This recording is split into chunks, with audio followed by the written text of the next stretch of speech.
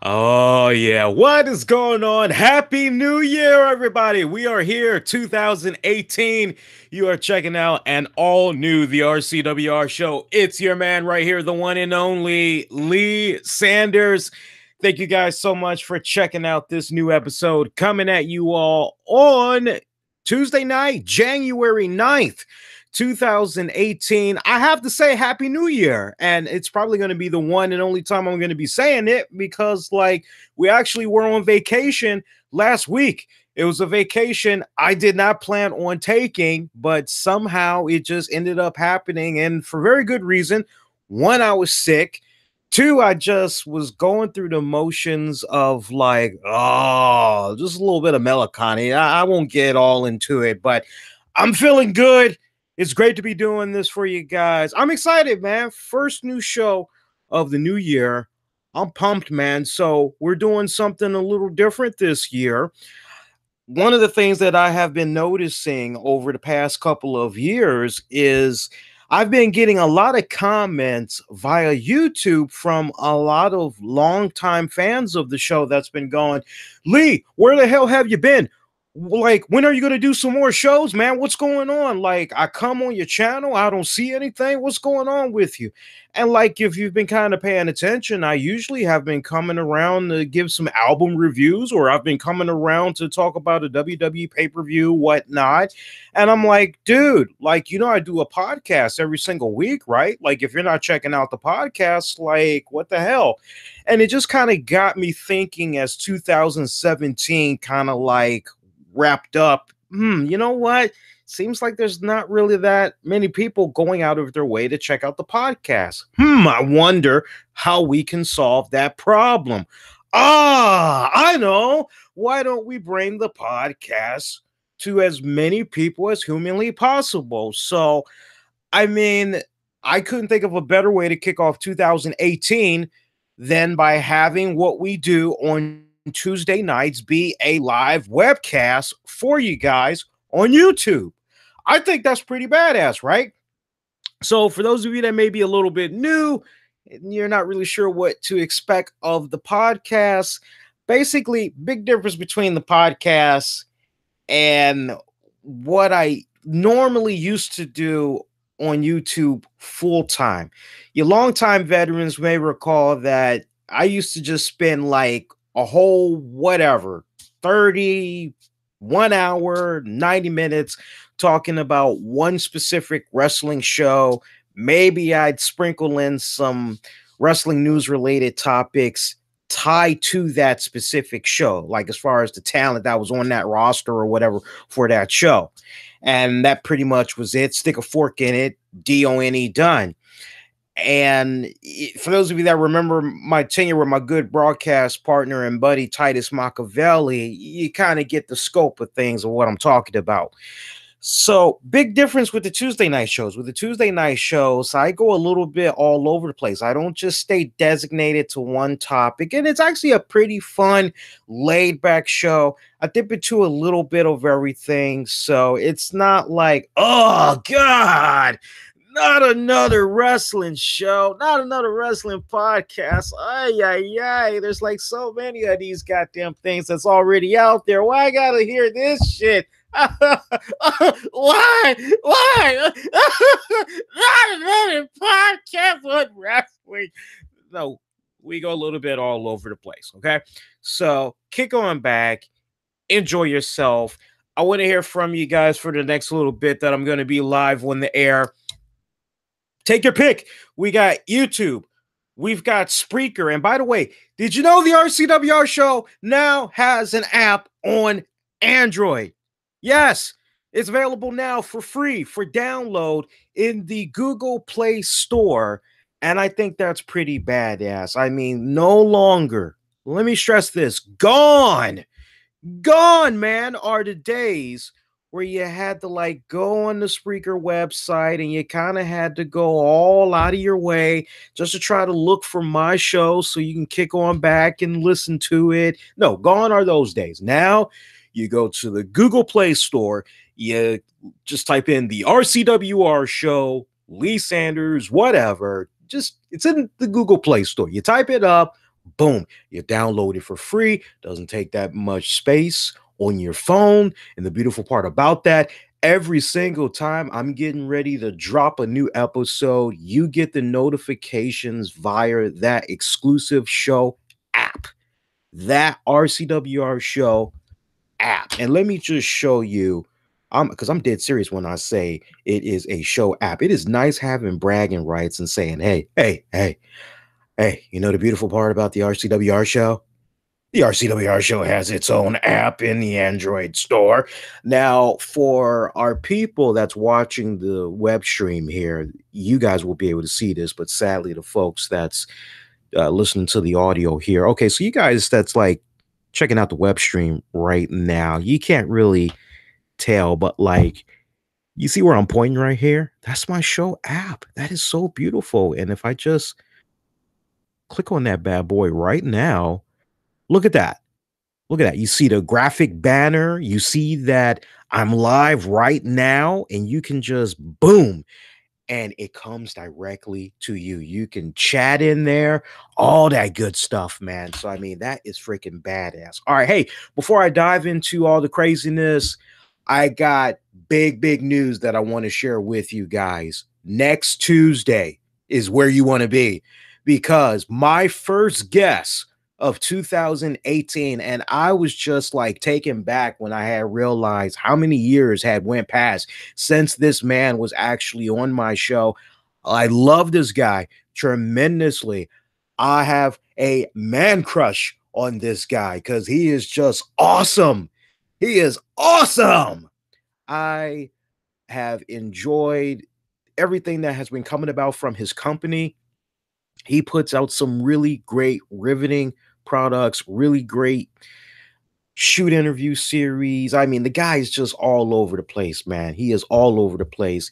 He had just released a new book, and I tell you, it's been a really great read so far. I really have been enjoying it. The title of the book escapes me right now because it's pretty long, but I'm actually going to give him the proper respect, and I'm actually going to talk about this book with him next week. I'm of course talking about Sean Oliver of Kayfabe Commentaries. Brings us the great groundbreaking series Breaking Kayfabe, also brings us the You Shoot series, great stuff. And if you all recall, I actually had made a cameo on there on the infamous Brodus Clay one.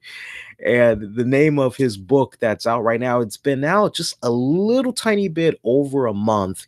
It's called Kayfabe, Stories You're Not Supposed to Hear from a Pro Wrestling a company owner. Again, it's titled Kayfabe, Stories You're Not Supposed to Hear from a Pro Wrestling Production Company Owner.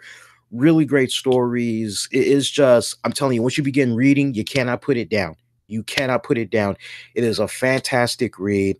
I mean, I'm almost halfway through the book. I've been tied up with work and other projects left and right, and I finally had started reading it. I want to say maybe 2 days ago, and I just was like, wow, I enjoyed it so much that I made sure I ran it by the missus, because we are trying to prepare for a wedding and all that stuff now that I've popped a question to her. And I said, honey, I really like this Sean Oliver book. If it's okay with you, I want to go out of my way, go in my pocket. I actually want to give away a couple of copies. She's like, that's fine. Yeah, you want to give away a couple of copies. Don't go all buku crazy. Sure, go ahead, have at it. I said, yeah, it's like that. I love it. So from Kayfabe Commentaries, Mr. Sean Oliver is going to be returning to the show next Tuesday night, January 16th. That's going to be awesome.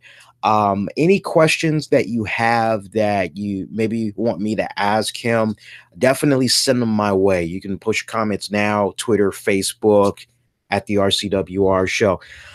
Very excited for that. Again, next Tuesday, January 16th, we'll have that. All right. So, look, can I be honest with you guys? As far as this week's Raw and SmackDown, I got to tell you, and I literally just watched SmackDown, and SmackDown's kind of not really banging like that when you're kind of drifting off to sleep. And I must have asked my girl 3 times, hey, what time is it? And she's like, oh, it's such and such. Okay, do me a favor, wake me up at blah blah blah. I need to take a little bit of a cat nap. So like my first cat nap, I mean, we must have got in the house. We were running errands, so I probably finally was able to kick on back, relax for a little bit. I would say maybe, I would say maybe about 7:30. And I was like, you know what? I need a cat nap. Give me at like, I don't know, 8:50. I should be good to go. So I'm up at 8:50 and I'm like, okay, shit, I almost missed an hour of SmackDown. Let me see what all I missed. And all I found myself doing, because I usually record SmackDown anyway, I just am fast forwarding through so much yin yang gibber jabberish. I know some people are going to be like, Lee, you're being, no, I'm sorry. Look, you know, I can't always be coming on here every single week. Raw, oh yeah, SmackDown. It was great. It was great. I loved it. Subscribe. That's it. Show's over, folks. It was great. Thank you. Thank you for watching. No, it was just, I didn't enjoy it. You know, it didn't come off like that SmackDown that I used to be able to depend upon whenever Raw was lackluster. It didn't come off as those type of SmackDown shows where, okay, well, you know what? I know Raw was a disappointment. I know I'm going to get the bang for my buck this Tuesday. SmackDown is definitely the place where I need to be. That is really the A show. No, it didn't come off like an A show. Hasn't came off like an A show the past couple of weeks. I'm just being honest with you guys. I fast forwarded so much that by the time 9:01 came around, I was already in real time. I'm going, wow, are you serious?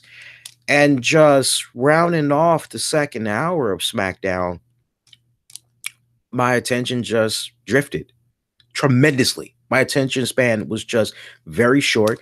Ended up dozing off again, and I had to rewind, see what I missed, and really there was nothing that stood out to me. I hate to say that to you guys. Now, some of you may be like, well, Lee, maybe your heart's just, no, I still love wrestling in all shapes and sizes from whatever promotion. It's just the past couple of weeks, WWE programming and Raw has been the same way. I mean, let's be honest. Let's be honest. Unless you are a diehard WWE fan, and I can't tell you anything different. I mean, I could come at you and say, this was wrong with the show, that was wrong with the show, and you're like, no, it was great because blah, blah, blah. You don't know what you're talking about. Put down the crack pipe, man. Hey, God bless you. God bless you for not being able to look at the negatives and all that. But I'm sure for the well-rounded wrestling fan that can appreciate good storytelling, good booking, good TV, like especially this time of the season, given the fact that it's Royal Rumble season and everything has just been so kind of lackluster. I must tell you, with a couple of weeks to go until the Royal Rumble, really been kind of disappointing. To the polls we go now. We had to ask you guys, how would you rate this week's WWE Raw? Looking at what y'all had said via YouTube. Shout out to those of you that have voted via YouTube as well. Right now, I am seeing that we have a tie for 29%. There were those of you that gave it a thumbs up. There were those of you that gave it a thumbs down. But right now, the majority of you are staying strong at 41%, saying you're staying in the middle. And I can agree with that to a certain degree. We're going to Twitter now, put pretty much that same poll out there to you guys. And from what I'm seeing on Twitter, let's see if we can pull that up real quick. 75, and we still got, it's still early with the votes on Twitter. So, you know, you guys that got Twitter, take your pick, man. I mean, honestly, you can show more love to YouTube or you can do Twitter, whatever, man. If you haven't cast your vote, just pick one, all right? But so far, we got you guys at 75% on Twitter giving it a thumbs down. I kind of like what we got on YouTube more because more people had actually voted. I think I was a little bit late by the time I had put out the Twitter poll rather, asking you guys what did you think of Raw for that week. So I think what we have on YouTube maybe is a little bit more accurate, to the point like when you try to think about what exactly came about from the shows this week, it's like literally pulling cobwebs. Instead, I just kind of have to go with, well, what kind of sparked my interest a little bit. And honestly, Monday's Raw was just a super pulling at my legs, like pulling at my pants legs for attention. That's just literally how it came off. And honestly, I didn't finally start giving a damn until I saw my man Elias Sampson. And to hear him say, and the WWE stands for, and the Memphis, Tennessee crowd is right there chanting it right back at him, what WWE stands for, walk with Elias. I'm going, yeah. I'm like, Elias, all right. Actually, two-parter, Elias, and then how it blended right into the Miz coming back. I tell you, I really believe now more than ever in that interview that Triple H had gave a couple of weeks ago, where he was talking about, and I wish I could remember the interview that he had, the interview of which I had read the transcript highlights and all that. I actually had listened to a little bit of the audio, but there was an interview that he had basically gave to this show where he was talking about certain talents in NXT and the expectations of them when they're called upon the main roster. And he was pretty candid about how there are some people, and he didn't mention any names, as far as, hey, there's some people that we're doing really good at NXT. We take them, we put them up on the main shows, and they struggle. They're not doing good. He didn't put any names out there. And I think it was actually, when you stop and really think about it, it was actually pretty clever. Well, I won't say clever. I will say it was smart that he did not mention the names of basically failed NXT call-ups, because to admit failure like that out in the open, I mean, it'd be one thing if you're doing it on the Stone Cold podcast, or you're doing that maybe on the Edge and Christian podcast or something like that, on basically an established show. I kind of want to say the show that he did this interview for, I never really heard of the show before. And hey, maybe the show's been around for about 5 years or whatever, but it was a show I never heard before. I'm not going to say it was a small fry, but it didn't have like that marquee mystique vibe to it like the other shows that I had mentioned, or Jericho podcast or whatever. So for me, I thought it was a interesting choice of words that he had said what he said about how nerve-wracking it can be to see some of his kids from NXT get called up and things don't just quite click. And then he talked about how there were some individuals who, they come through NXT and it's like, my God, look at this person. They are just honestly perfectly made for the main flagship shows. And Elias was a perfect example of that. Like, Triple H knew as soon as he took one look at this guy, okay, he's got the look, he's got the package, he's got the gimmick, everything is just pretty silver platter, ready to go. And he like had no hesitation for, yeah, we can definitely succeed very well with this guy on the main flagship shows, Raw, SmackDown. But Triple H was like, more so Raw. And I tell you, Elias has just been hitting home run after home run after home run. I just really have been impressed with the guy. He is like one of my guilty pleasures / highlights when it comes to Monday Night Raw every single week. It's like at this point, it's kind of like, it's almost kind of reverting back for me personally, almost like the Attitude Era days, give or take. Everybody had their favorite Attitude Era guys that they like to see, and they would basically stick around for that 2-hour show at that time just to see their favorite Attitude Era guy. Whether you were a Stone Cold fan or maybe you were a Triple H fan, Mankind fan, a Jericho fan, you had to stick around because you wanted to know what was going on with that favorite wrestler of yours. And for me nowadays, it's kind of like, okay, what's going on with my man Elias? I love the setup that he did for The Miz. It was great seeing The Miz back. It was kind of actually hard to believe that The Miz was actually gone for just about 6 weeks. As we all know, he was off filming a movie. What's he on now? Marine 6 or whatever. And on top of that, him and his beautiful, lovely wife, Maurice, they actually are going to be filming a new series. Am I correct, guys? Is it the USA Network or the E Network? I want to say it's the USA Network. So congrats to them. Apparently it's supposed to be some type of a unscripted series. That should be pretty good. Honestly, I like what I hear.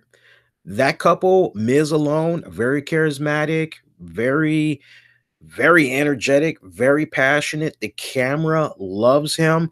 I think this series would do very well. I can't wait to see a freaking trailer, man. I can't wait to see it. So we'll see how that comes about.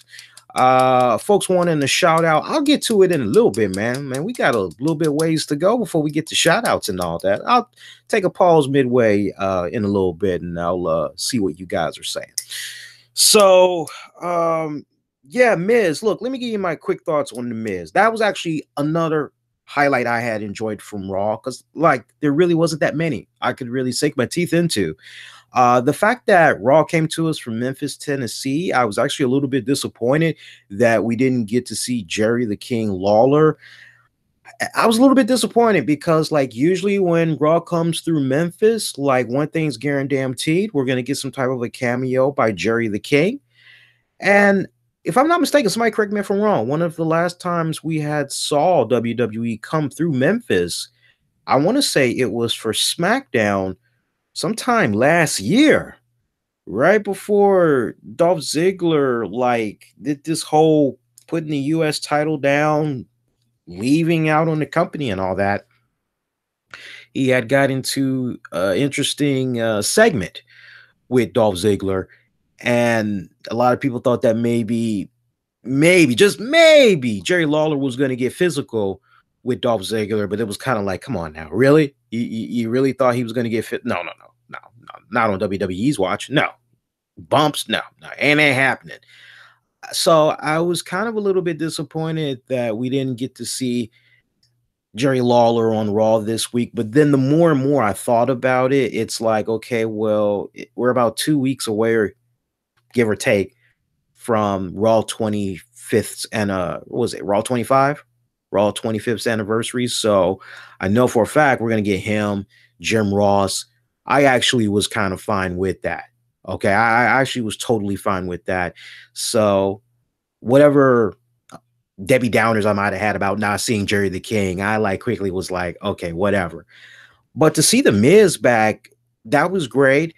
I was hoping that he would make the declaration because, I mean, he had me so pumped up talking about how 2018 is going to be his year. He's going to be going for bigger and better things. And I'm thinking, all right, so Miz, he's going to try to capture the world title, huh? Let's hear it. Let's hear it. Yeah, come on, Mr.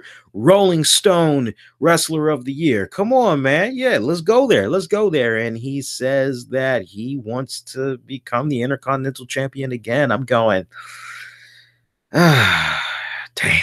Like, okay, I get it. And, like, it makes sense. I mean, come on. He was gone for 6 weeks. One of the last times we saw him, pretty much Roman Reigns took the title away from him.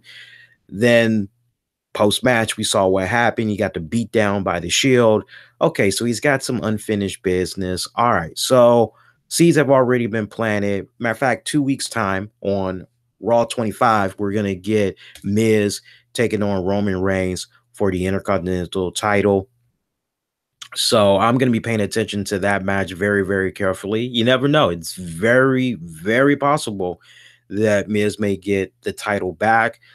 Of course, if that happens, that's going to lead a lot of people with the impression that, oh, man, so Roman, now that he's lost the IC title, he's probably going to go into the Royal Rumble and he's probably going to win the whole thing.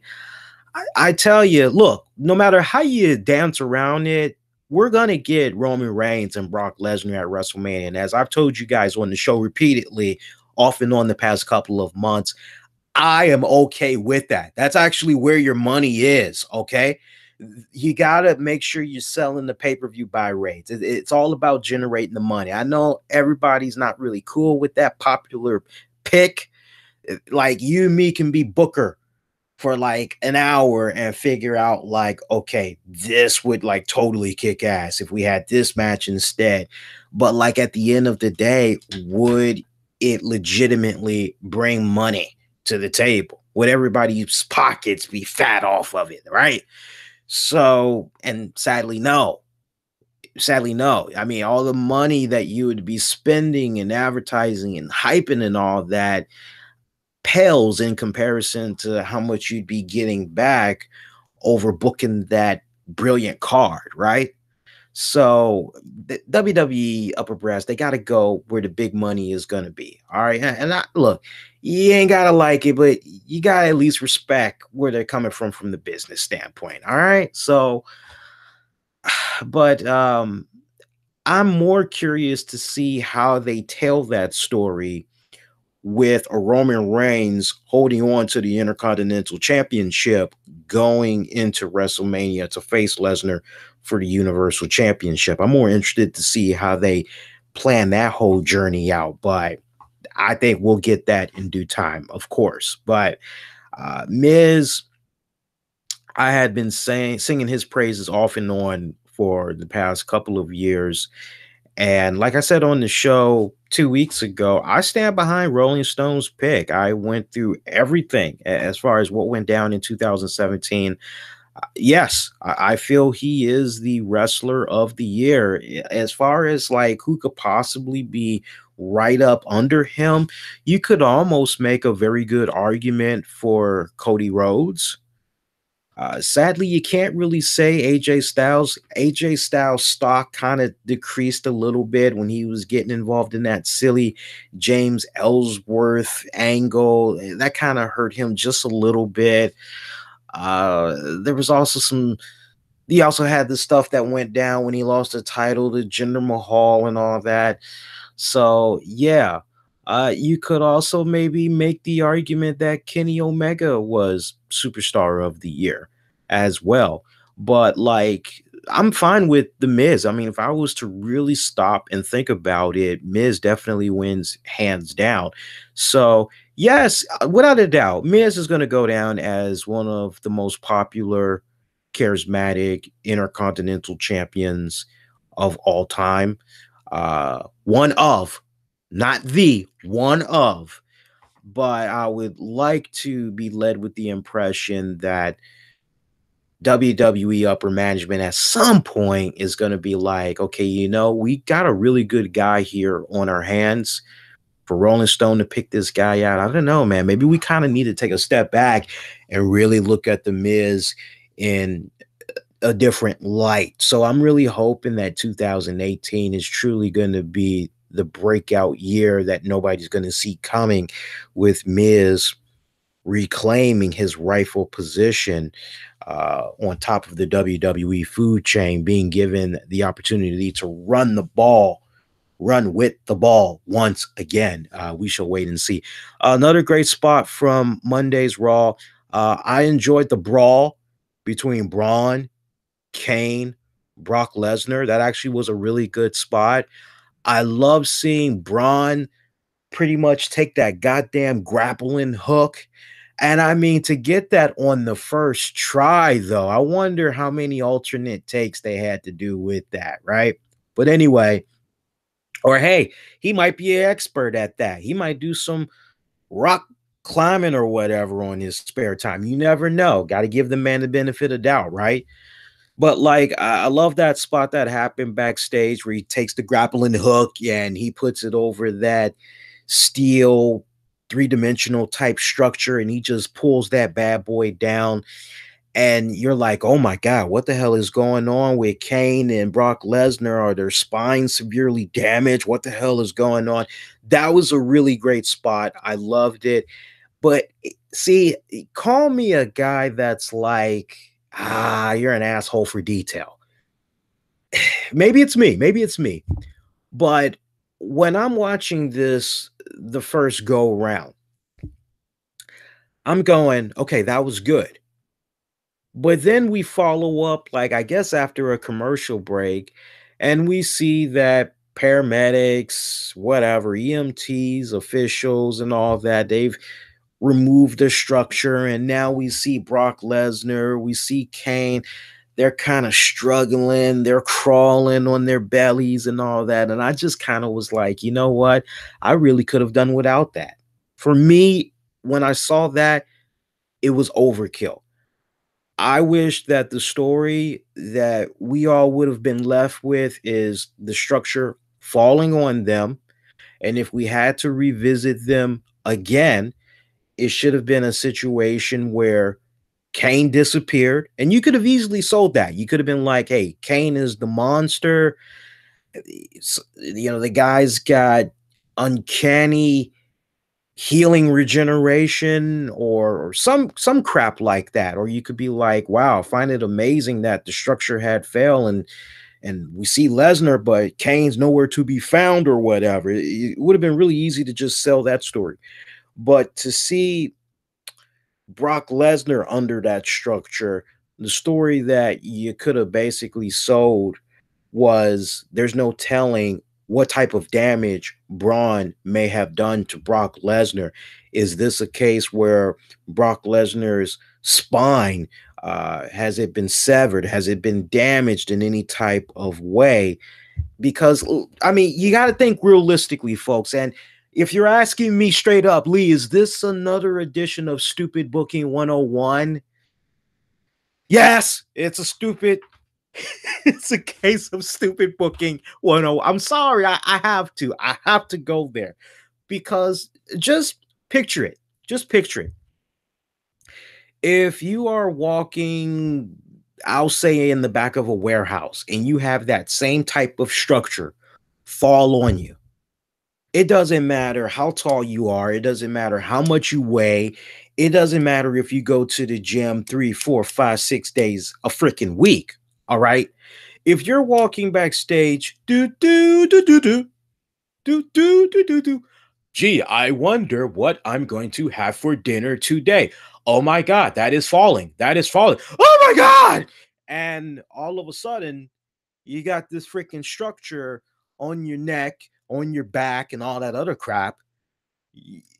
Like, you're not moving. You're going to have people that's going to tell you, dude, don't move. Can you hear me? Okay, great. You know where you are? What year is it? Who's the president? What's today's date? What's 5 plus 5? Okay, hang tight. Don't move. Don't do anything. We're going to get some EMTs out here. We're going to get some paramedics. They're going to take care of you. Please, whatever you do, don't move. There's no telling how severe that damage that you just went through. There's no telling how devastating it was. Like, we don't know what's going on with your spine. So it's like, don't move. And like, that's the story that should have been told. And WWE creatively so fumbled that. They fumbled it big time. Okay. Like I said, you could have easily gotten away with Kane because you're like, hey, the big red monster. It's like, my God, like, if you think about it, over the years, we've seen situations where, like, damn, could have sworn Kane got like messed up in that. And it's like, where'd he go?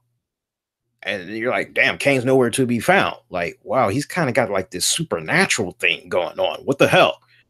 But with Brock Lesnar, like, definitely, and the story that you could have sold after that going forward was, my God, what type of a state is Brock Lesnar going to be in? Is he even going to be able to defend the Universal title now? Like, what exactly is going to happen? And that would have been a very interesting cliffhanger, I feel, if you would have just ran with that going into the Royal Rumble, where basically Kurt Angle was going to have to make some type of a decision by then. And maybe you could have surprised the fans then and had Brock Lesnar come out or whatever. So, missed opportunity, man, to really tell a great riveting story. Like I said, when I saw the spot, I'm with a lot of you guys. when the spot went down initially, hey, that was badass. But when they came back from commercial break and we see them crawling on their bellies and shit, that was way too much. That was way too freaking much. Bray Wyatt, Matt Hardy. I'm a little bit concerned. I'm a little bit concerned, man. So let me see if I got this straight. And now that a couple of weeks have passed, I think we now can be in agreement. And look, I never did drink the Kool-Aid. I just, as I always tell you guys, hey, this is what's being said on the wrestling beat. And when I tell you that, I always am basically saying to you guys, take what you're hearing with a grain of salt. And one of the things that we heard with regards to Woken Matt Hardy was that supposedly he had some type of creative control. And do you guys recall what I said to you all when this report initially came about? I said, you know what? If he does have the creative control, hope he does. If so, that's really great. But what did I tell you guys? I said, but at the end of the day, that's just creative input as far as, oh, hey, well, let's have my character do this. Wouldn't it be funny if he said this? Wouldn't it be funny if he did that? As far as the booking of the Woken character goes with matches, that's an entirely different like topic. Like that's kind of like basically out of his realm. All right. And now that a couple of weeks have passed, dudes, I'm really trying. But this is where I have the advantage because I'm getting a little bit sick and tired of seeing the comments from people that are like, oh, man, you're being so critical on the Woken Hardy gimmick. It's only been around for almost a month. Like, give it some time. Understand something. You may be new at seeing the Woken Hardy gimmick, seeing what WWE is doing with the gimmick. But for folks like myself and others that are fans of all types of wrestling, of all types of wrestling promotions, we saw Matt Hardy do this character and do this character very well at another wrestling company called Impact Wrestling. Whatever you want to call it now. It's gone through so many names, TNA or whatever. Just Impact Wrestling for the sake of the argument. And I say that respectfully. We saw him do it for like over a year, it feels like. At least. All right. So we know what this character is capable of. So you mean to tell me with all this supposed creative juice that we have going on, all I get pretty much the past month. Yes. Yes.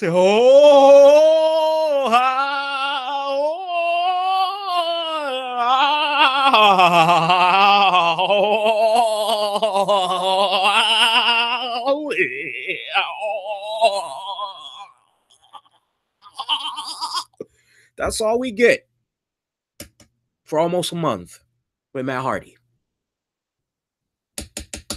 Yeah. The drizzles. Straight up drizzles. Okay. I have really, seriously, all joking aside, I have serious concerns about this because, you know, what started off on paper as, wow, Bray Wyatt, Matt Hardy. And see, I kind of got to eat my words a little bit, but I'm only going to eat but so much. I said to you guys that if there was any type of a way you could have broken Matt Hardy pretty much break into the WWE realm, it would be through Bray Wyatt. And I said, just on paper alone, the stories that you could tell with these guys, it would be riveting. Like it would be up there. It would be like that.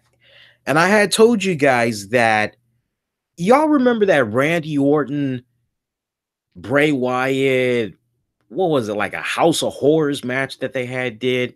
And you remember how I had said to you guys, God, it feels like it was almost a year ago that we had that match, wasn't it? And I had said to you guys, pay attention to that match very, very carefully. Make sure you root that match on because I have a strong feeling that a lot of the elements that you're going to be seeing in that match, they could be doing like a little bit of a test run just to kind of see where fans are, and if maybe they could pull something like that off if everything resolves itself with Matt Hardy obtaining the trademarks to the broken character and all that. And out of 100%, you fast forward and you just kind of see the way that Woken Matt Hardy has come about, and this angle that's been going on with Bray Wyatt. To a certain degree, you can kind of trace everything back to that House of Horrors match. But sadly, things have gotten lost in translation creatively as far as understanding this character that Matt Hardy made so popular before the WWE. And if you're gonna do a knockoff, but you're just gonna be like, well, instead of it being BROKEN, we're just gonna say WOKEN. Okay, but it's still like the same freaking character, right? Okay, but this one comes off so watered down. It has been coming off so far like not enough creative juices is being put into it. It's almost kind of like, oh wow, that laugh that he did, man, that's making us so much money. That got so many people talking. Like, we got to just keep spamming that. And that is such a disservice. It is a disservice to Matt Hardy, who has spent time, energy, resources making that character so relevant, extremely relevant on the independent side. It's such a disservice. I don't give a crap who's gonna win whatever feud. Just WWE, you got to do better, smart booking with this Woken character. I mean, the greatest potential is there, but the way it's coming off so far, it's not smelling like roses. It's smelling like shit. So honestly, at this point, if you ask me if Hardy, Wyatt, if they're done, if they're going to be done, like I guess Royal Rumble is when they're going to collide. I know they're also doing some stuff on the 205 live tour or whatever, but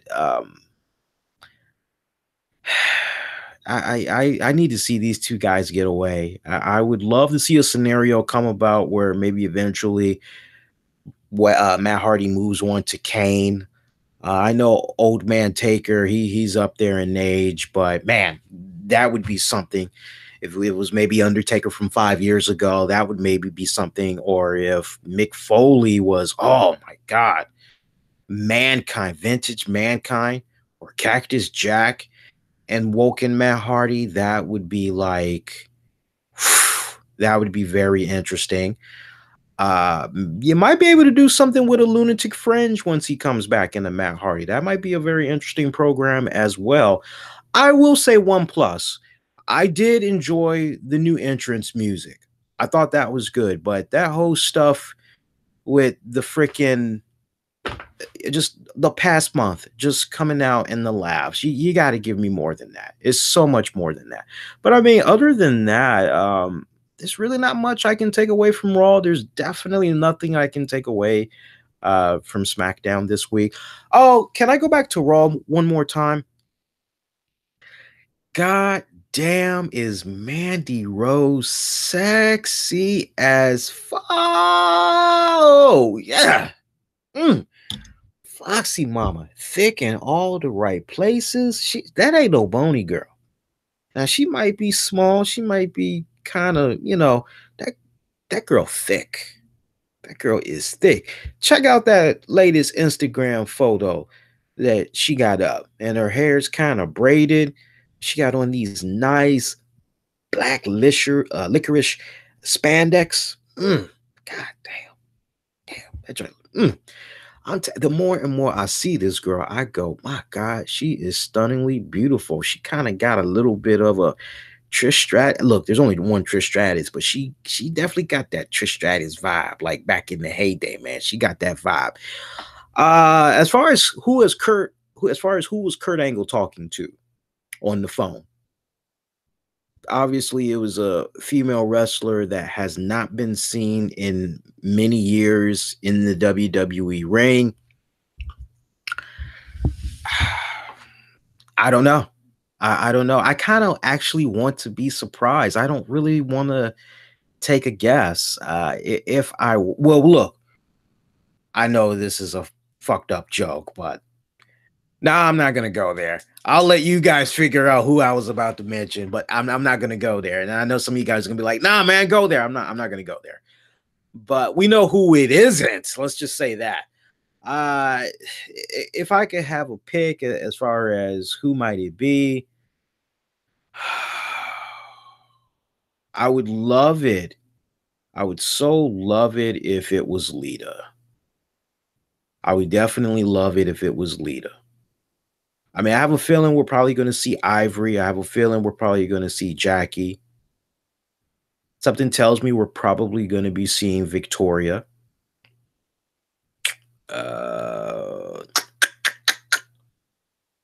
Boy, what would the odds be if maybe it would be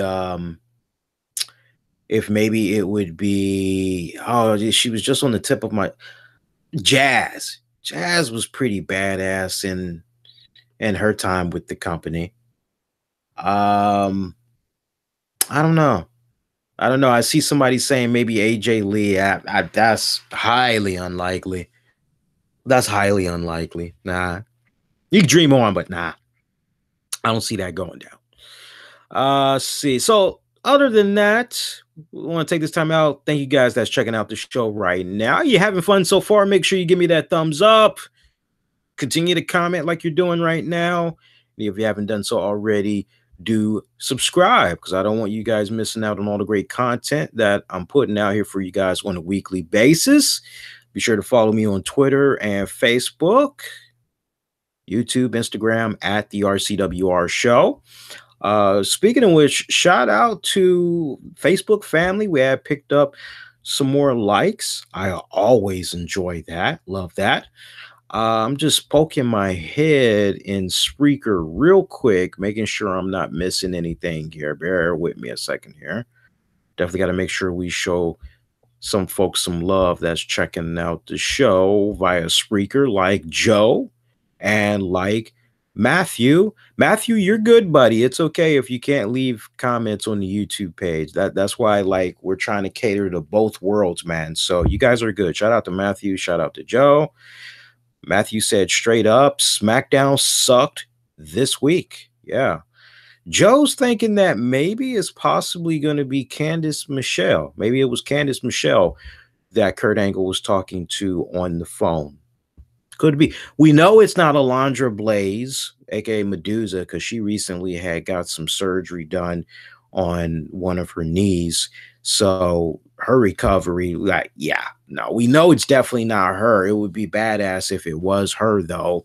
Is it possible, just to put it out there, is it possible maybe Karma, aka Awesome Khan? Is it maybe even remotely possible? You know, wouldn't possibly hurt, you know?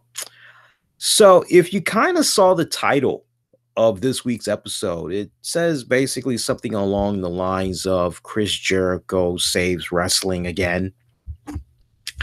I'm being a little bit sarcastic when I say that, but it actually kind of depends on how you want to look at it, because one could kind of make the argument that Chris Jericho single-handedly has made wrestling as a whole very interesting again, because of the domino effect that could possibly come as a result of him hooking back up with New Japan Pro Wrestling and doing Wrestle Kingdom 12. In case you guys had missed it, I had kicked on back, what was it, Thursday morning of last week, and I had watched all of Wrestle Kingdom 12 in its entirety. I mean, that bad boy started at like 1:30 in the morning.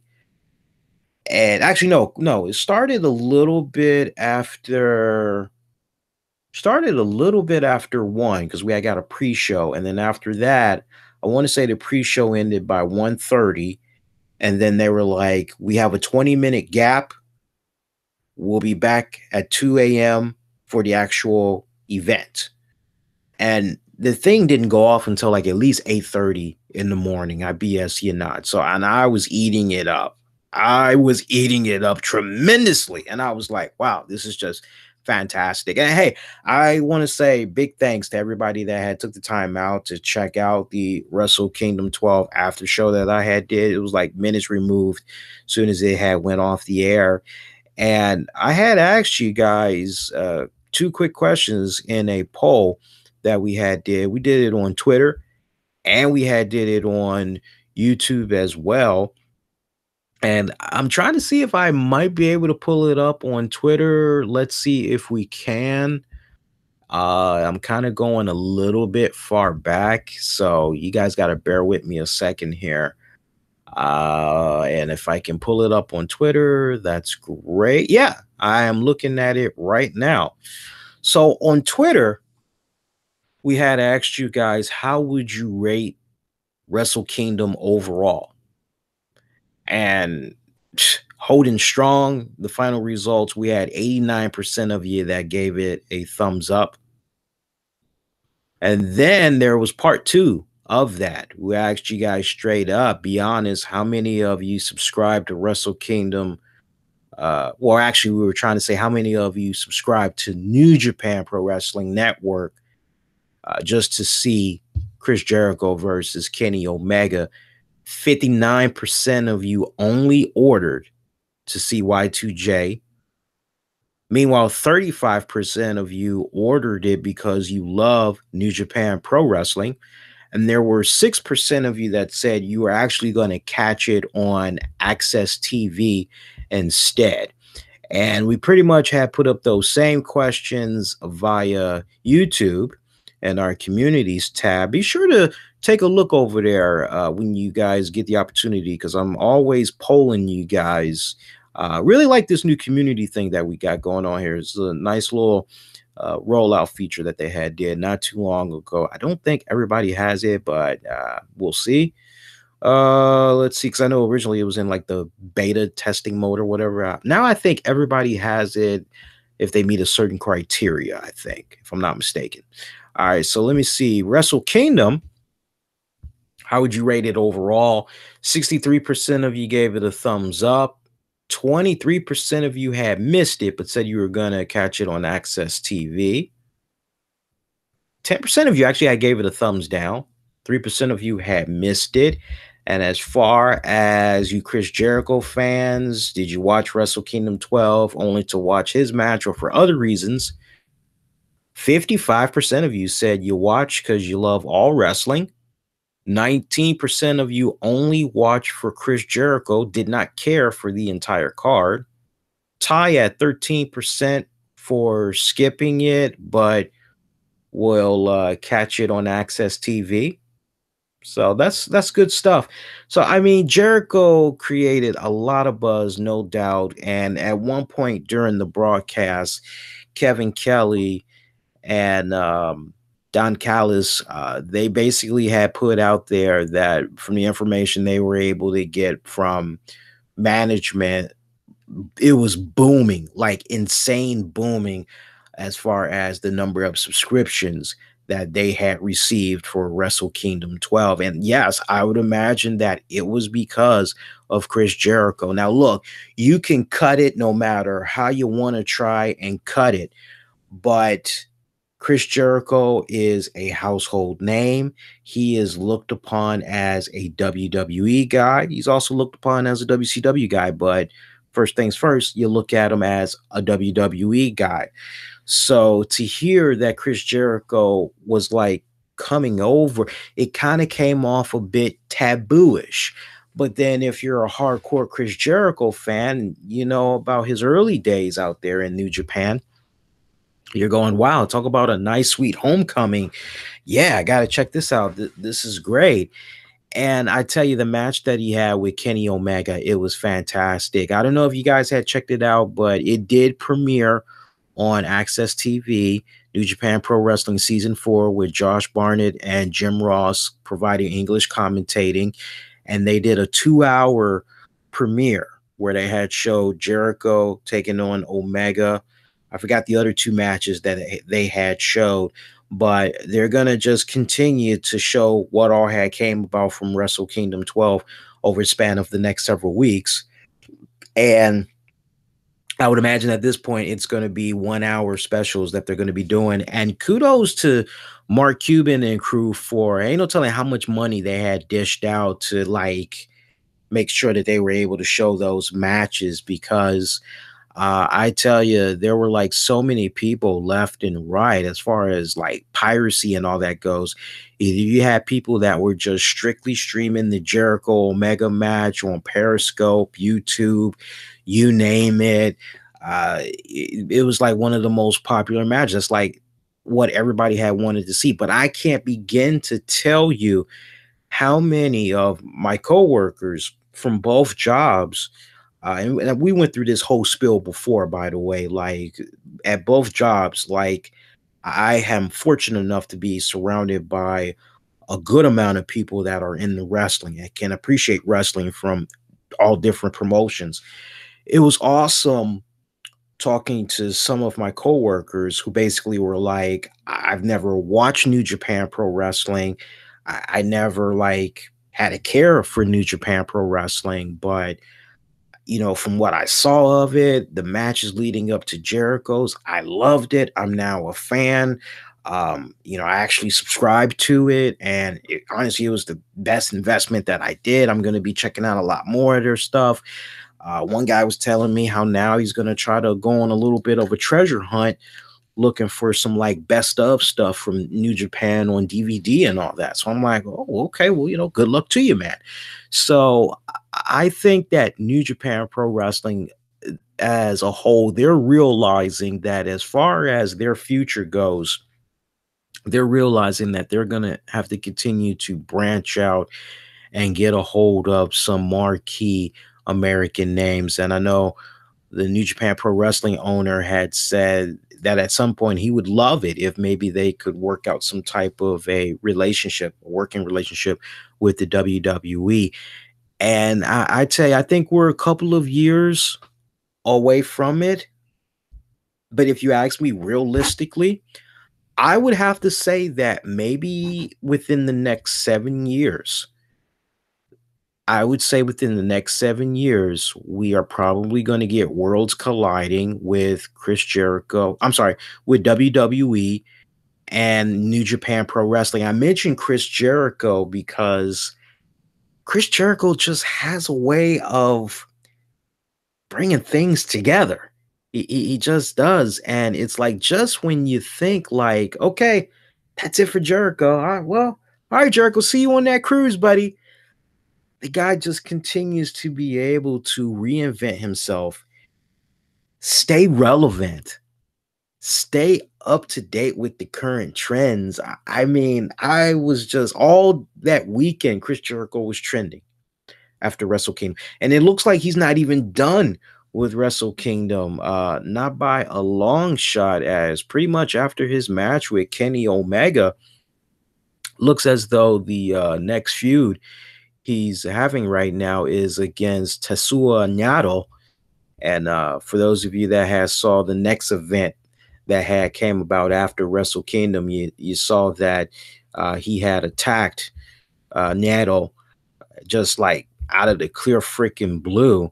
And according to the Wrestling Observer, it looks like right now, supposedly it's going to be Jericho taking on Naito at the upcoming New Japan Pro Wrestling USA Strong Style Evolve show that's going to be coming up March 25th in Long Beach, California. And he had attacked Naito at the New Year's Dash last Friday. So tickets for USA Strong Style Evolve, for those of you curious and you're going to be in the California area, they're going on sale January 29th at 1 p.m. Eastern. And tickets are pretty damn good. It ranges anywhere from $50 right on up to $200. So you can't beat that. But I mean, when you got guys like Jericho that is sending a really good message to New Japan that, like, you know, hey, maybe we might be onto something here. Let's see. And remember, at one point, WWE was very interested in trying to see if they could acquire some New Japan Pro Wrestling content for their network. But New Japan was like, actually, we're okay. We're actually going to kind of do our own thing, launch our own network and all that. But thanks, thanks for the offer. We're good though. So, but you just got to love how Jericho is just able to continue to just go in and, like, just when you think that's it for the guy, it just kind of made me wonder, like, what's next for this guy? I mean, without a shadow of doubt, whenever this guy, and look, we know it's eventually going to happen, whenever this guy eventually does come back to the WWE, I mean, he is going to be welcomed back with huge arms. Huge arms. He's going to be welcomed back, and he's going to be even more appreciated than ever before. And I tell you what, if you guys did not get an opportunity to check out Jericho's podcast where he interviewed Don Callis, do yourselves a favor and check that out. I actually listened to the audio, and you know me, I actually am a bigger fan of the transcript. And I actually was quite taken back by how Don Callis was the brains behind getting the whole Jericho Kenny Omega match together. And, like, you're just kind of a couple of takeaways from the interview. One, you're kind of going, this Don Callis guy, man, hope he's able to do really good and big things, successful things with Impact Wrestling. Now that it's pretty much creatively, as far as coming up with good story arcs and all that, he's the brains now. So you kind of like have your fingers crossed for that. And then the other thing that you're kind of hoping is that maybe this guy at some point, I don't know, it's a little bit taboo, but maybe at some point he could be some type of a consultant for the WWE. I know it's a little taboo because it's kind of like, you can't work for the competitor, and we've seen crazier things happen. I'm just saying that because for him to be able to put all of this together, I think it's a testament to where he is mentally. And I like where this guy is. I mean, he made New Japan a boatload of money. So, like, that needs to translate into Impact Wrestling. It needs to. Please, for the love of God, I need Impact Wrestling to succeed, because it's nice that there are other alternatives, but those other alternatives don't mean nothing if history is continuing to repeat itself and you're not staying cash flow positive, right? So we'll see what comes about that. But, honestly, the other takeaway that I got from the interview was that Jericho is kind of now at that point where he wants to continue to try to push the envelope, reinvent himself, and just whatever new, cool, crazy ideas, like, okay, let's do it. And I love it. I love it. It just makes me appreciate the fact that I'm getting closer and closer to this eventual cruise that's going to be happening, this cruise of Jericho. I'm looking forward to it. Seen the card, a lot more names have been added, and I'm pretty excited. I'm pretty damn excited for it. So, but I mean, he's 47. He's going to be turning, I think, 48 before the end of summer. And I tell you, man, author, podcast host, actor, my God, maestro on a damn cruise. I mean, the guy just has his hats dipped into, like, every single freaking thing that's out there, man. My God, it's like you can't help but be impressed with that. Seriously. So we kind of have an idea now of some of the names that's going to be showing up for Raw 25 in a couple of weeks. Right now, we got free agent John Cena. We got Degeneration X. That consists of Shawn Michaels, Triple H, New Age Outlaws, Stone Cold Steve Austin. We've got JBL, Ron Simmons, Bella Twins. We've got Ric Flair. We've got Undertaker. We've got Kevin Nash. We've got Scott Hall. Did I mention John Cena? We've also got Brock Lesnar. So, I mean, and I'm sure we got Dudley Boys. So, I mean, it's going to be jam packed. There's going to be a lot more surprises. I feel that's going to be in store. If WWE really wants to do something pretty freaking memorable, I think it would be really badass if they had a spot play out at some point during the show where you have all the greatest factions that we were able to see in the WWE over the past 25 years collide. Like, I just think it would be badass if you had Saul.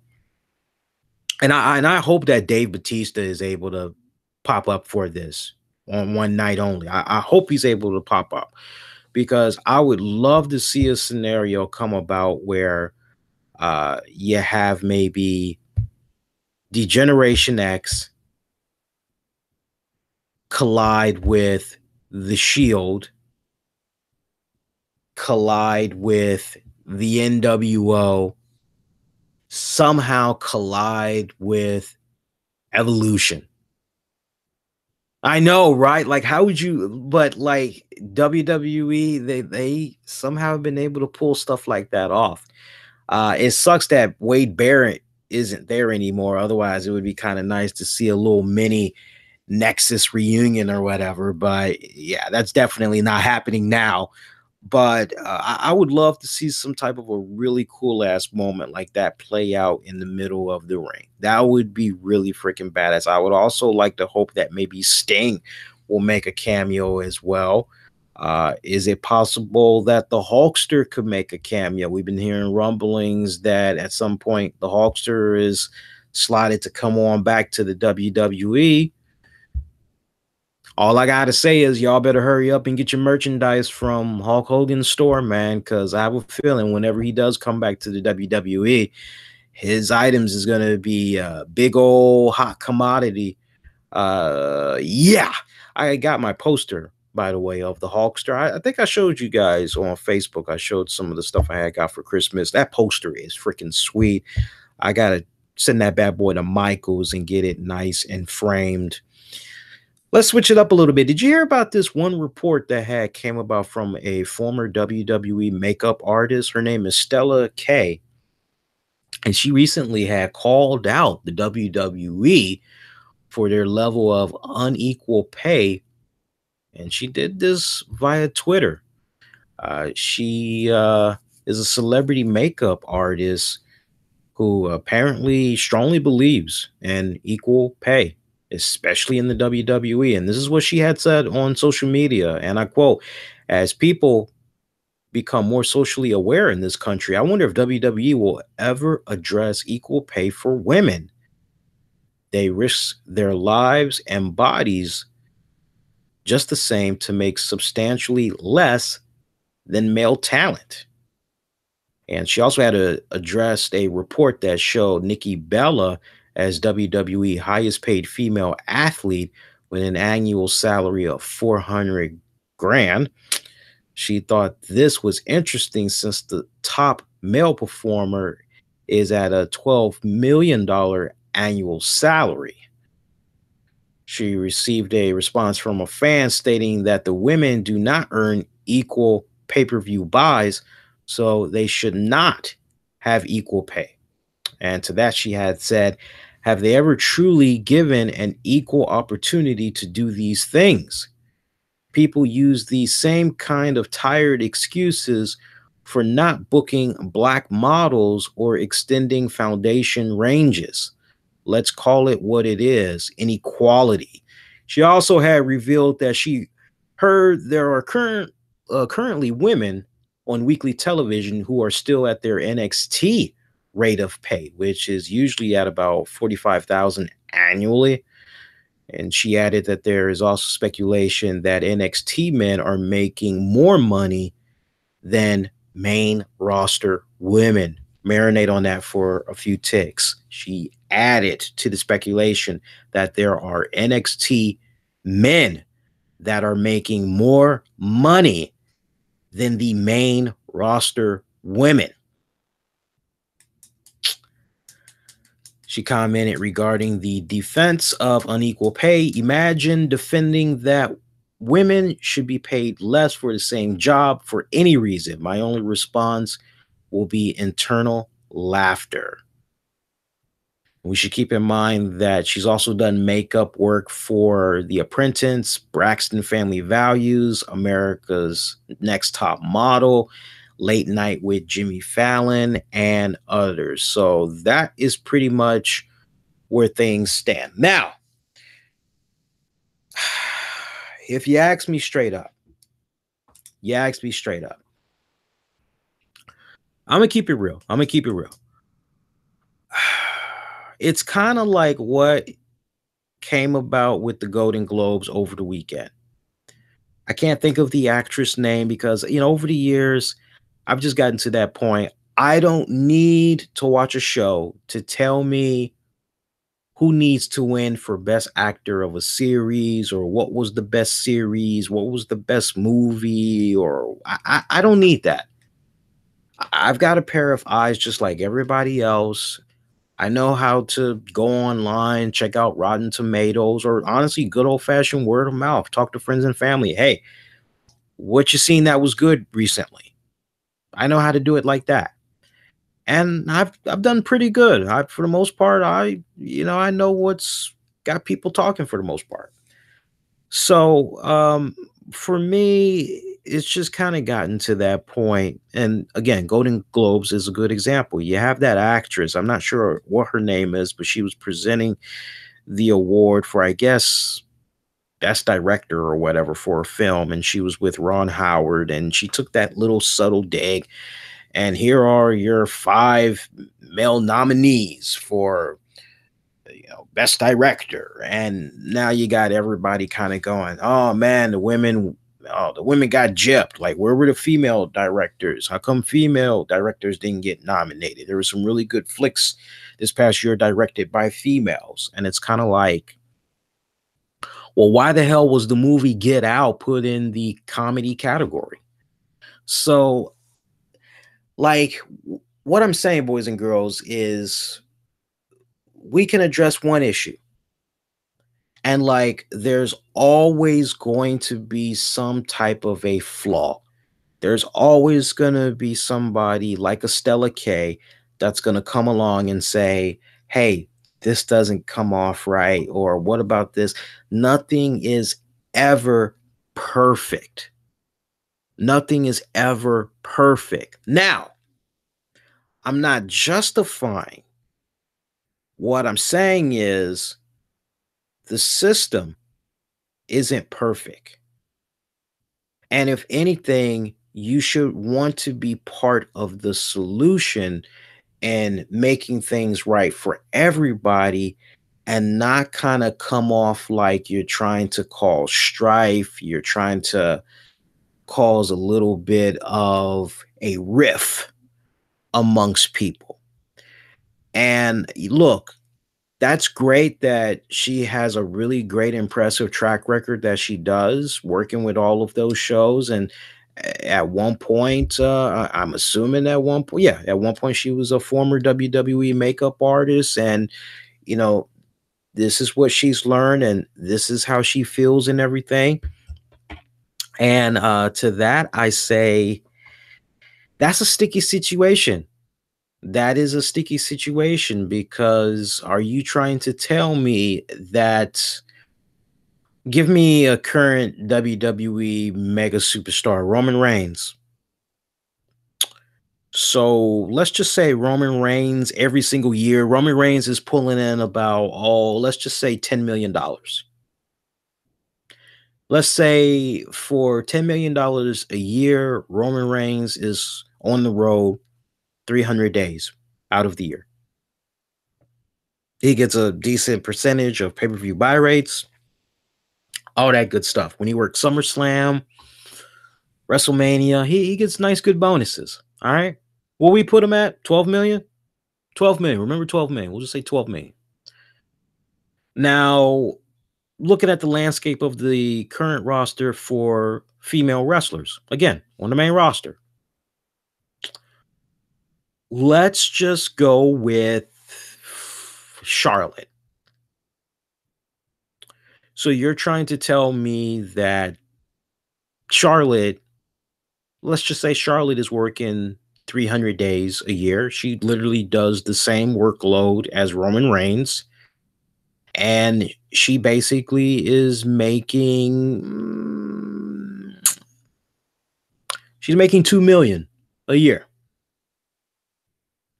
If you ask me straight up, Lee, do you see any type of a discrepancy in that? Do you have an issue with that? To that, I would say yes. Yes, I have an issue with that, because if Charlotte is literally doing the same amount of work that Roman Reigns is doing, PR, all that. But most importantly, and I want to make sure we highlight this, if she's pulling in the same amount of sales in merchandise that Roman Reigns is pulling in, right? If their analytics are able to show that, like, as far as tickets being sold at the gate, that, hey, Charlotte, just like Roman Reigns, it's like right down the middle, then to that, I would say, why is Charlotte only getting 2 million when she should get a full 12 million? I've always kind of had the concept, and I don't know, I know it's not true. I know it's not true because I've spoken with a decent number of wrestlers over the years. Some either I'm friends with, some that used to be in the business, some that's not in the business. And honestly, this almost makes me kind of want to pick on Titus's brain a little bit. Maybe I can one of these days. But it almost kind of brings back something that I've kind of always said and thought about off and on over the years, which is, if you work for me in a really good position, let's just say, let's look at somebody in the live chat. Let's say Trackster. Let's say I make Trackster supervisor for my company.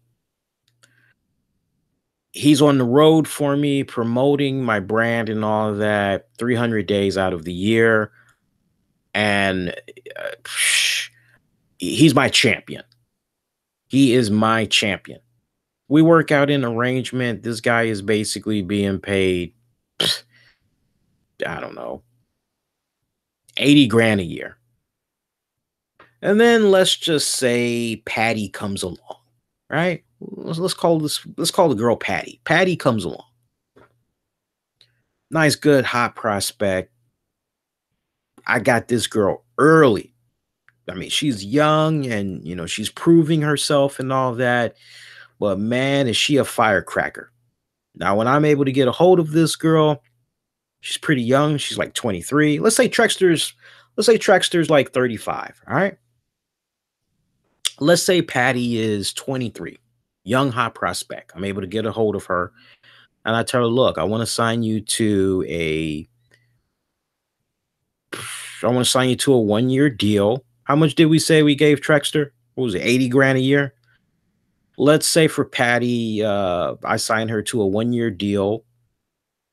She's doing the same amount of dates that Trackster's going to be doing. She's going to be going out there representing my company. I'm going to make her the female champion of my company, right?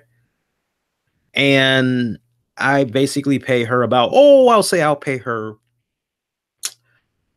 15,000. The same infrastructure that young Stella was talking about, to a degree, this story has been told in the NFL. This story has been told in the MLB. It's been told in hockey. It's been told in boxing. Take your pick as far as the sports genre. You got to prove yourself. And once you prove that, hey, look, I'm making you guys a good amount of money. Look what I'm able to do. Look, my merchandise sells. People are coming to see me. Then comes the power of, okay, time for us to renegotiate. Like, you guys kind of went pretty low when y'all had got a hold of me, but like, now that my contract is up and you see all this money that I've been able to do for you guys, like, what's up? What's going on?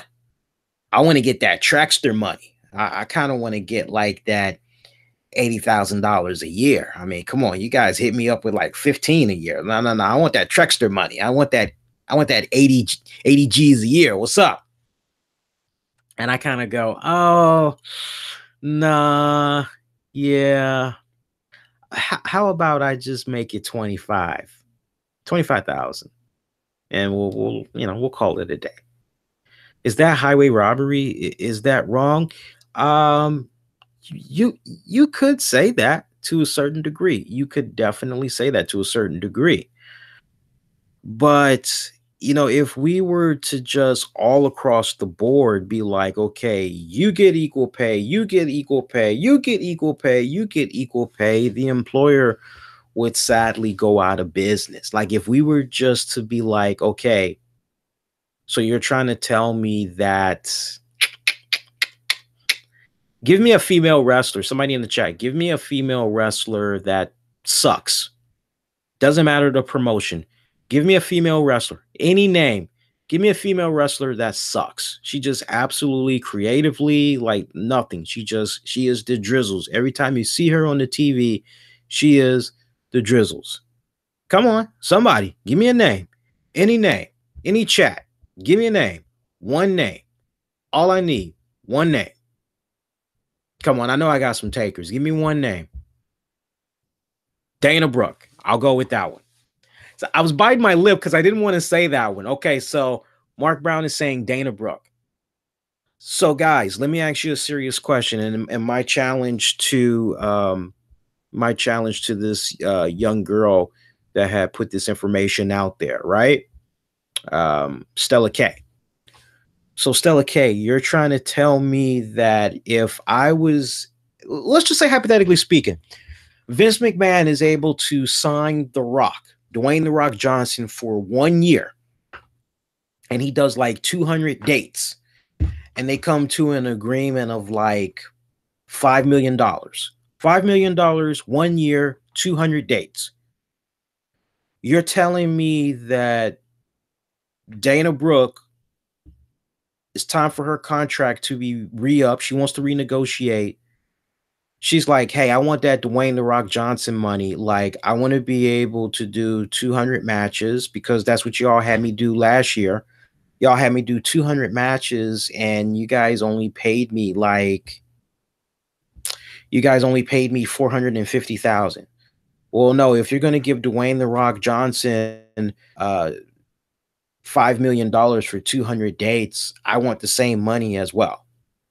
It doesn't work like that, folks. I'm sorry. It just does not work like that. You've got to be drawn, first of all. You've got to. Now, one thing that I do kind of find a little bit alarming. Now, first off, I'm one of those old-fashioned type of people. I could care less what's going on with your pockets, because at the end of the day, all I give a damn about is, hey, did I get paid?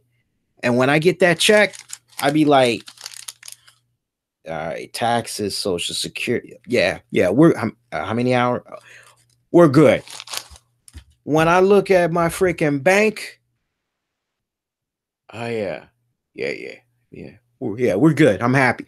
That's all I give a damn about. That's all I give a damn about. I don't give a fuck if you got paid. I just care about my money. That's it. Making sure I'm financially comfortable, all that good stuff. That's all I give a damn about. Okay.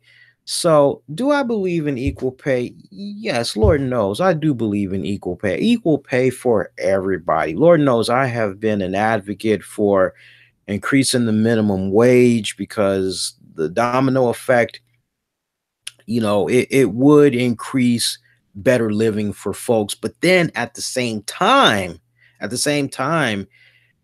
those that want better for themselves shouldn't just be looking for the government to increase the minimum wage, they should also be like, well, what can I do as far as furthering my education, trying to, maybe get a degree in something, excel in something, and then go back and see if maybe I can command a salary based off of that degree that I've now obtained. You got to do all of these things until, because it's the right thing to do. So, it's a very delicate and sticky situation. Not all companies sadly believe in the model of, hey, equal pay, it's going to be all across the board. There is a lot of favoritism. You deal with that wherever you go. If you ever notice, why you think you got some employers, guys, that will sit up and tell you, hey, look, don't be telling the other coworkers, but I'm giving you a $2 increase. Don't tell nobody else because I'm really not giving anybody else this. So, I mean, shit, there was one year. Actually, I can't say this because coworkers, let me think now. Yeah, I actually can't say this. So, there was one year at my day job where I actually had, I'm sorry, I'm kind of going a little bit slow. I'm losing my train of thought a little bit. But there was one year I remember where nobody had got a raise. And I remember my boss had called me into the office and she was like, look, I know that the past 2 years you've been doing some really good, solid work for us. And I know last year you were supposed to get a raise. You didn't get one. But this year, we're going to make sure you get a raise. And don't tell nobody, but it's going to increase by this amount. And I'm like, oh, snap. Cool. It's like, don't tell nobody. Like, okay, cool. I'm not going to say anything. And when it came to, hey, did you get your, nope, sure didn't. I was a lie. Got to. So, it's a delicate situation, but I do believe in a nutshell that in order to fix a broken system, you got to be part of the solution, and for this former WWE makeup artist to put this information out there about the WWE, I tell you, number one, she must not give a flying you know what, because you talk about burn it down, you talk about burning a bridge. Yeah, you definitely forget about working for the WWE again. She must be really, but see, here's the thing. Here's the thing. If you're gonna roll like that, you better have some high clientele, because if you're gonna put another employer's business model out there like that, other potential employers going to be like, wow, she said this about this company. My God, what happens if she finds out something that we're doing that she doesn't like? Is she going to blast us as well on social media? Like, it's easy for people to get worked up and all that when they hear that this person's making this much and this person's making that much. And it's very easy to judge. It's very easy to reach a quick conclusion before you really kind of take a step back and really think about, okay, let's think about pay-per-view buys. Let's think about merchandise sales. Let's think about TV ad revenue. Let's think about what happens when that particular wrestler comes out. Uh, does the ratings drop during that quarter segment, or do they increase? Now, if it's true that you've got NXT male performers that are being paid more than the women on the main roster, I kind of got to be like, who's the talent on NXT, first of all? Right? And then, second of all, show me the females that like, because I got to be brutally honest with you guys. I'm going to say this and then I'm moving to the next topic. If I'm looking at the current roster of females, and it's my company. Charlotte, you get a raise. Sasha Banks, you get a raise. Everybody else, you need to step your game up. That is seriously where I am. I'm like, everybody else, you need to step your game up. If I was working in WWE, and I had the money, I would be like, Sasha, Charlotte, come to my office. I really been appreciating the work you've been doing on the main roster. Y'all been busting your asses. I love it. Now look, when you guys are champion, you get a $3 million bonus. But in the meantime, these are the dates that you're working. I'm gonna hook you up with like $8 million a year. The rest of you girls, if I'm hooking those girls up at like $8 million a year, the rest of the girls, they're pretty much gonna get a standard, I don't know, I'll say like $2 million.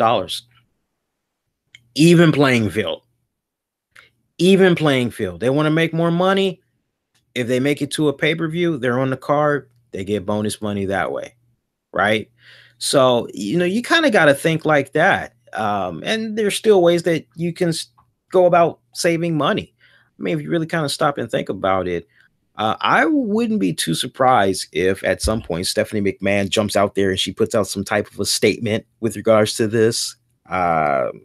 If she even addresses this, because Stephanie McMahon believes in equality, and the timing of this is kind of tongue-in-cheek, considering we've got the first ever women's Royal Rumble coming up, and it's like, oh, it'll be treated as equal as the men. You get a car, you get a car, you get a car, you get a car. I'm having an Oprah moment, so don't pay me no mind. So interesting stuff right there. I'm just poking my head in the chat, seeing what you guys are saying right now. We're still high on Dana Brooke. Good. Tori Wilson, I see something about maybe Tori Wilson was the person on the phone with Kurt Angle. It's possible. Who knows? The shadow knows. We shall see. See, what other stuff can we get into before we wrap it up on this show? Oh yeah, Samoa Joe looks like he had suffered an injury during his match with Rhino. It apparently is a legitimate injury, not part of any storyline. There's no word yet on when he'll be back in action, but right now he is suffering from a right foot injury and will be undergoing a MRI. Talk about bad time. The guy had just came back from a injury several weeks back, so not good. But I mean, he's kind of getting up there in age. I'm not saying he's an old man by any means, but he is getting up there in age. So let's see, what else can we get into? Trying to figure out if there's other topics I want to get into here. Oh yeah, shout out to Alex Trebek of Jeopardy. He's actually going to be taking a extended break from the show. He recently had some surgery done, and he is definitely going to be out for a while.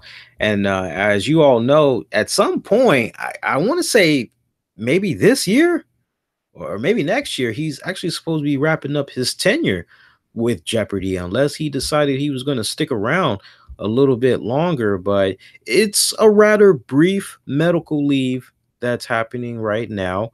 He's actually set to return to taping Jeopardy sometime in mid-January. So basically, in a nutshell, he had underwent surgery back in December. And basically, he had got some blood clots removed from the brain. So he actually should be back. He's expected to make a full recovery. He's 77 years of age. Still looking pretty damn good too. I always chuckle when I see those damn commercials that he does for Colonial Penn. Like I got my freaking coin jar now, and like every time I put change in it, I always go to Tammy, I never well, how it go? It's not much, just loose change from when I break $1, and I never expected that with my change I'd be able to buy affordable life insurance. Why I'm sounding like a country boy right now. I had no idea. But yeah, so yeah, that speedy recovery to Alex Trebek. Let's see what else we got. Congratulations to Christy Hemme, former WWE diva. Remember, she had won the Diva Search contest. She also had worked in TNA for a brief minute. She gave birth to quadruplets over the weekend. Yes, quadruplets. Somebody had that super. I'm thinking Rapper's Delight. I can't help but go there. I'm thinking Rapper's Delight, but I'm thinking of the Keith Murray, Eric Sermon, and Redman version. It's like she got hit with that super sperm. I mean, I'm just saying that is hell of a luck, man. No, let me be. I had to go there. I'm sorry. I had to go there. 3 boys, 1 girl. 3 boys and 1 girl. Congratulations. No, in all honesty, congratulations. Hey, for those of you that are going to be in the Arizona area this week, January 15th, that's actually a Monday, so next week, beginning of next week, you have an opportunity to meet Sting and Hulk Hogan. They're going to be doing a photo op at the Ace Universe Comic Con. That's going to be in Glendale, Arizona. So check that out. Again, that is going to be the Ace Universe Comic Con. And I'm actually looking at the prices right now for you guys. Yeah, bear with me a second here, because I'm a little bit curious now. I want to know what's going on with these prices here, if I can see them here. I can't see the prices. I can't see the prices. I can't see the prices. Now I'm really curious, because I'm curious, like, if you guys should actually go out of your way to freaking see this. So it's in Glendale, Arizona. Hang on a second here, guys. Let me hook you guys up here. So it is Ace Comic Con. And we said it's in Glendale, Arizona, right? And I think I'm there. Yeah. Yeah, I'm looking at it now. So let's see what we got here. Autographs, photo ops. Let's look at photo ops. See how much these guys are charging here. Hulk. Oh, wow. Wow, those prices are actually pretty good, guys. Hey, listen to this. So photo ops, January 13th, 14th, 15th, okay? Chris Evans, Captain America, he's actually going to be there. Anthony Mackie, Falcon, he's going to be there as well. Anthony Mackie is $75. If you want Chris Evans and Anthony Mackie together, it's going to cost you $285. If you want to just take a picture with Chris Evans, it's available in VIP packages only. Apparently, there is a Chris Evans and Stan Lee photo op that's going to cost you $500. Chris Evans and Sebastian Stan photo op, $310. Good God almighty. Civil War, Chris Evans, Tom Holland, Sebastian Stan, and Anthony Mackie, $520. Eric Bischoff, $40. Hulk Hogan, $100. WWE, WCW, you want to take a picture with the Hulkster and you want to take a picture with Sting, $175. Punisher, John Berthnell, and Eben Moss, that'll cost you $130. Want to take a picture with Stan Lee? I did. And yeah, nice to see the price is still the same. That's going to cost you $150. Want to take a picture with Sting by himself? Sting actually kind of lowered his price a little bit. That's going to cost you $85. Tori Wilson will be there. Wow, most affordable. Tori is only going to charge $55. Spider-Man Homecoming, Tom Holland, Laura Harrier, and Jacob Battling triple. That'll cost you $265. So that ain't really too bad, man. I kind of like that. It ain't really too bad. Speaking of which, I am so excited for AwesomeCon. I'm counting it down. I can't wait to actually go back to that joint, man. Like, I'm already looking forward to purchasing the big gold belt. I'm making sure Dave Bautista signs that bad boy, man. I'm seeing some of the comments that y'all are saying. I see some stuff that's coming in right now recently from what I had said about the whole contract thing, payout thing.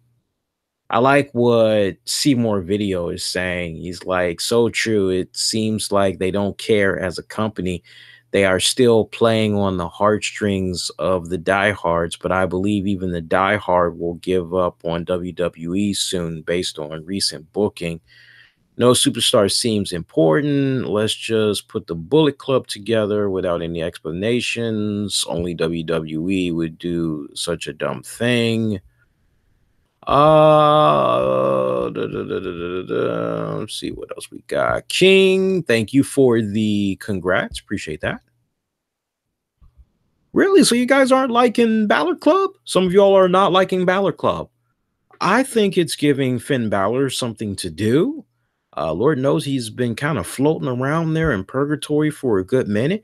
Seems to be finding a little bit of cockiness, a little arrogant charisma. I'm really liking it. I kind of question, though, at this point, like, how does the demon go about resurfacing? But it's giving him something to do. It's giving Gallows and Anderson a little bit of something to do. So I'm kind of liking it. Let's see what else we got here. Tori Wilson. She's only charging $55. That's actually pretty damn good. See how much showtime we got here. How we doing? Get out of here. Only an hour and 44. Let's see. Do I really want to get into one more topic? I'll get into this last topic and then I'm done. I'm not going to even spend that much time on this topic. So I see this report that had came out basically talking about how Bill Belichick was forced by New England Patriots owner Bob Kraft to cough up Jimmy Garoppolo. It was like, hey, man, you've been doing everything that I've asked of you. I've been letting you do your thing. You've had all this power, all this control over here. But like, man, I really love me some Tom Brady. I got this guy over here telling me that he could be playing until he's 45. And I'm going to take that to the bank because I love this guy. Yeah, that Jimmy Garoppolo, you need to just go on ahead and get rid of him. And without a doubt, according to all very reliable sources, this stunned, it saddened Bill Belichick because he was crafting Jimmy G, molding him. I mean, he took him under his wing, kind of seemed like it was a father-son relationship almost. And like, he could have easily been like, send you to the Browns, and like, damn, talk about sending a person to purgatory, right? But no, he just basically picks up the phone, talks to Kyle Shanahan, the same guy that he had kicked back in the off season after the Super Bowl, and was like, okay, Kyle, this is where you went wrong with your Super Bowl game with the Falcons, and like, here's what you should have done. Here's what you did wrong. Here's what you should have did. Bill Belichick very tight with Mike Shanahan, Cal's father, and thus there's the connection there. And Bill Belichick, Cal, very tight-knit relationship over the years. And like a freaking phone call. Like Bill Belichick just basically calls Kyle Shanahan, hey, you want Jimmy G? He's yours. Meanwhile, you had the Cleveland Browns that had wanted to get the services of Jimmy G, and they were told, oh, no, he's not available. And yet, just a couple of weeks later, I think it was like 2, 3 weeks later, boom, goes to San Fran. And Cleveland Browns, they were trying to cough up picks, all that, first round picks, all that good jazz. So you got Belichick feeling the way that he's feeling, and then you kind of question some of the other people that he had got rid of recently, and some are kind of looking at it as self-sabotage, that he's trying to set up the New England Patriots organization for failure. And then at the same time, you got this silly little report that's running around basically saying that Bill Belichick could possibly hook up with the Giants. I'm sorry. I'm just not seeing that. I'm just not seeing that. Now, look, if Jimmy Garoppolo would have been able to stay with the New England Patriots, then I think, honestly, if Tom Brady would have continued to be on some type of a downswing as far as performance, Jimmy G would have eventually gotten the start. And they probably would have said bon voyage to Tom Brady. But I kind of feel for Bill Belichick, because it's like some kind of question, okay, all these Super Bowls that this guy won. And yeah, we can talk about Spygate, Deflategate, and all that, but like, put those two to the side and we can just, for the sake of the argument, 4 Super Bowls, right? Or whatever. It's kind of like, some would even say technically 3, but you kind of look at it and you're going, man, if you get rid of the quarterback, would Bill Belichick been as successful? And sadly, we never really will know what would have happened if Bill Belichick would have been able to surpass Tom Brady with Jimmy G. But all signs kind of indicate that, at least for sure, they probably would have gotten to a Super Bowl with Jimmy G. Whether or not they would have won the whole thing, that remains to be seen. But it's kind of one of those, okay, it kind of reminds you of what went down with the Los Angeles Lakers. Like, everybody made the argument, oh, Kobe Bryant ain't shit without Shaquille O'Neal. And then once Shaquille O'Neal had left, more than once, Kobe was able to go to the NBA Finals and win the championship. You know, first go round, it was kind of like, yeah, you were lucky. But the second go round, it was like, okay, all right, okay, he told us. So, you know, do I believe that there is some type of strife or whatever? First off, I'm kind of going, who put out this? Because when you read the article, there were very specific, like,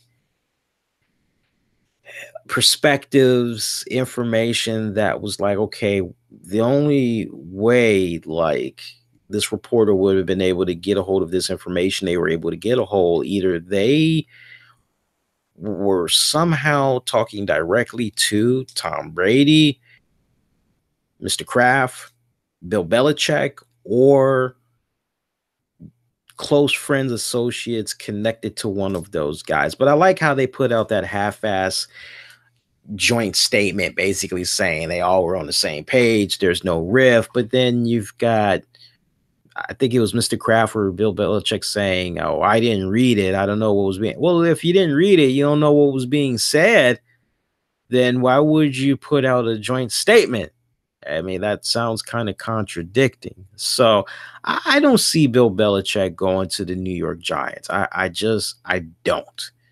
I don't. The only way I see Bill Belichick going to the New York Giants, the salary's got to be freaking fat as hell.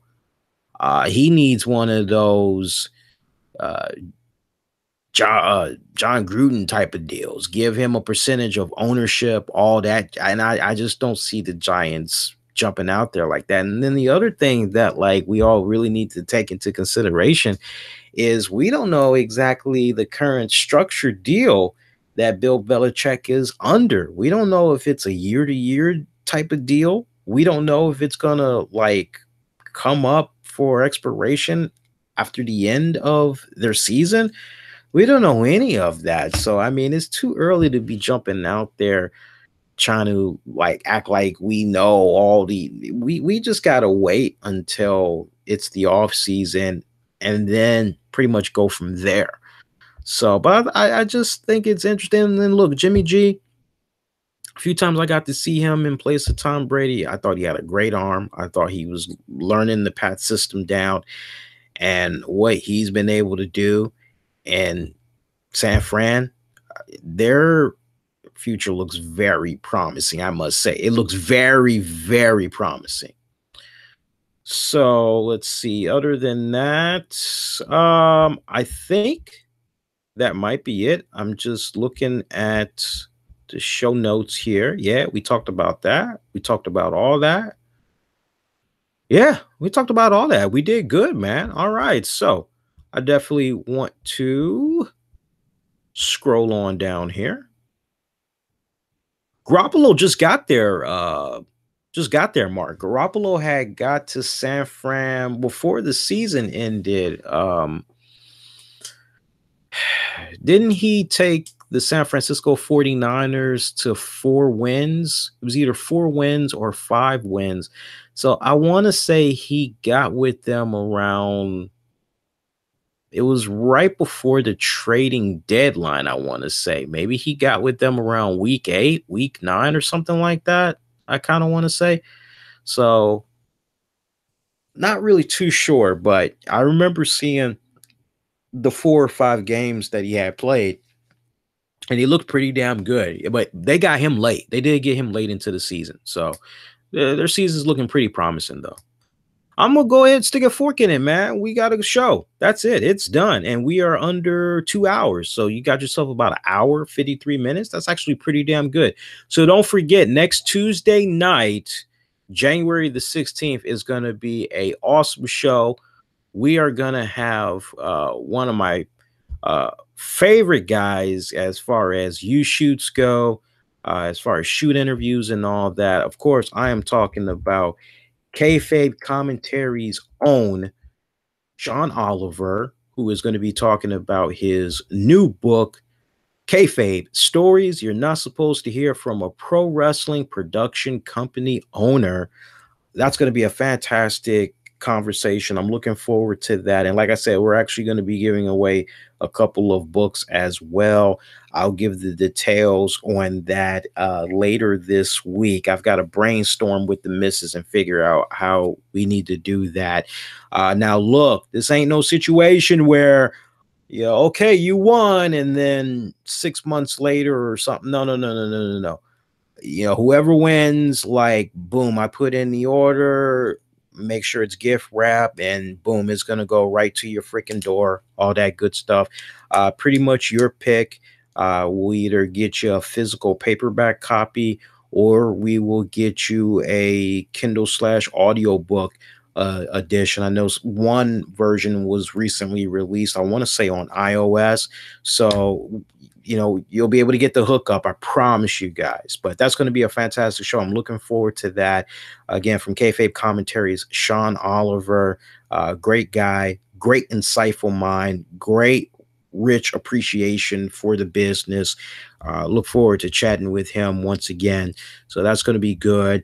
Make sure you follow me on Twitter, Facebook, Instagram, all that, at the RCWR Show. Stay connected to the YouTube channel, as well as I'm now getting into the habit of picking you guys' brain, putting some polls out there, some community tab stuff and all that. So you can find it all in the community section. Appreciate everybody that had took the time out to check out the live stream, whether you were checking it out on YouTube or you're checking it out on Spreaker. I'm wishing all you all to have a very safe good night, good morning, and I will see you guys next week. YouTube, good night.